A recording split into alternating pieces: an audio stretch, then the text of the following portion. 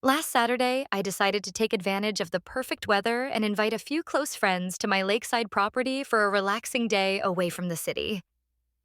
The sun was shining, the water sparkled under its rays, and the gentle breeze carried the smell of pine and fresh lake air.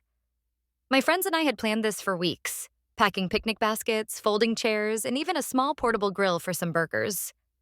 The laughter and chatter were infectious as we set up near the water, skipping stones and dipping our feet into the cool lake.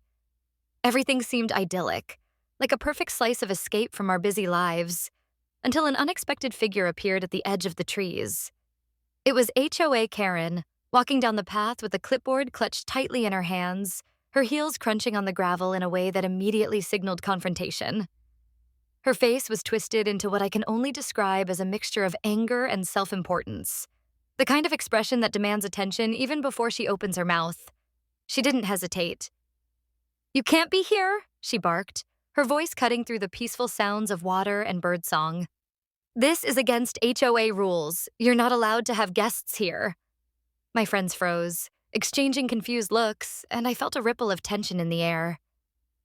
For a moment, I considered just ignoring her, letting her rant and storm off. But the way she was pointing her finger and glaring left me no choice.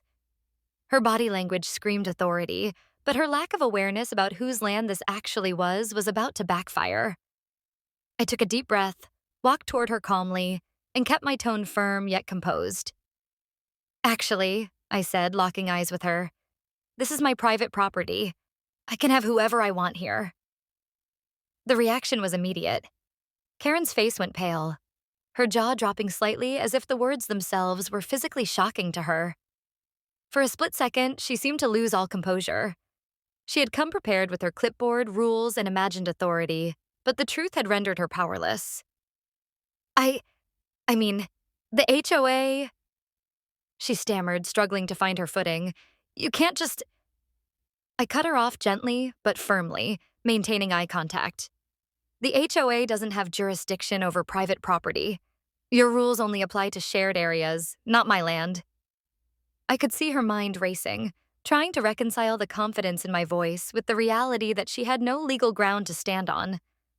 Meanwhile, my friends quietly gathered around me, giving subtle nods of support, their expressions a mix of amusement and astonishment. It was almost surreal watching someone so determined to assert control completely unprepared for someone to actually know their rights. Karen shifted her weight from one foot to the other, glanced at my friends as if to muster backup, and then back at me, realizing that there wasn't going to be any intimidating crowd to support her. The more she tried to argue, the more flustered she became, her words jumbling into a nervous mess. I stayed calm, refusing to give her the satisfaction of seeing me rattled. I explained again, in detail, the boundaries of HOA authority, emphasizing that the lake and the surrounding land belonged entirely to me, and that any further attempts to interfere without legal grounds would be considered trespassing. By now, Karen's aggressive posture had completely dissolved, replaced with something that resembled disbelief. Her eyes darted around, clearly searching for an escape route or a way to save face, but there was none. I watched, quietly satisfied, as she slowly realized that her usual tactics, bluster, intimidation, and arbitrary enforcement, wouldn't work here. My friends, relieved and impressed, couldn't help but smile, whispering quietly among themselves about the audacity of Karen's failed attempt. In that moment, standing firm on my own property, I felt a surge of empowerment and clarity. The confrontation wasn't just about the lake or the rules. It was a reminder of the importance of knowing your rights, staying calm under pressure, and refusing to allow someone else's self-importance to dictate your life. After standing my ground and watching HOA Karen stumble over her own words, I expected her to either leave in a huff or attempt some half-hearted threat about reporting me. Instead, she froze, blinking rapidly as if trying to reset her brain to a version of reality where she could still hold authority over my property. The silence was almost comical, interrupted only by the gentle lapping of the lake against the shore and the quiet murmurs of my friends who had now fully gathered behind me, sharing my calm confidence. Karen finally spoke, her voice trembling slightly. I think I need to report this to the HOA board."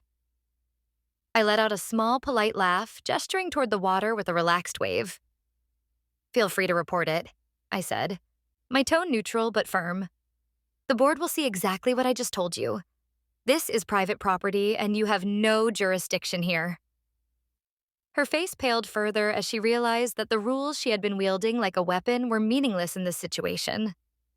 My friends exchanged quiet whispers, trying to contain their amusement at how completely Karen had been disarmed. One of them nudged me, eyes wide. I can't believe she actually came here thinking she could kick us out. I smiled, feeling a mixture of satisfaction and relief. It wasn't about winning a petty argument, it was about asserting my rights and showing that self-appointed authority figures can be challenged with knowledge and calm confidence. Karen tried again, fumbling for some justification, pulling out her clipboard as if the mere presence of her paperwork would make her statements true. But her fingers shook, her voice cracked, and I realized that her attempts were growing weaker by the second. The more she tried to argue, the more apparent it became that she had no idea how to deal with someone who didn't panic under pressure. At one point, she glanced at my friends, her eyes scanning for allies, but all she found were quiet smiles and supportive nods. The sense of solidarity around me only strengthened my resolve. I repeated my statement one more time, calmly but unmistakably. This is my land. These are my guests, and there will be no further interference from you or the HOA on this property without my permission. Any attempt to do so will be considered trespassing. Karen's shoulders slumped slightly, her attempts at intimidation finally breaking under the weight of reality. I could see the disbelief and embarrassment painting her face as she realized that she had come to assert control over a situation she had no authority over, and she had failed spectacularly. Finally, after what felt like an eternity, Karen turned abruptly and walked back toward the path, muttering under her breath but clearly defeated. The crunch of her heels on the gravel faded into the distance, leaving only the peaceful sounds of the lake and the quiet laughter of my friends. There was a moment of stunned silence, and then we all exhaled, a mix of relief and triumph filling the air. We resumed our day, barbecuing, swimming, and enjoying the sun, but the encounter lingered in my mind. It wasn't just a victory over a confrontational neighbor. It was a reminder of how knowledge, composure, and courage can dismantle even the most aggressive attempts at control. By the end of the afternoon, I felt a sense of empowerment I hadn't expected. HOA. Karen had come in thinking she could intimidate me, but instead she walked away powerless while I had maintained control of my property and my peace of mind. My friends toasted to the victory, joking about how we had witnessed a live demonstration of someone frozen in the face of reality. That day, I learned an invaluable lesson. Standing firm, knowing your rights, and refusing to give ground to baseless authority can turn a potentially stressful confrontation into a moment of triumph and clarity. A moment I would remember every time I looked out over my lake, confident that my property and my freedom were respected.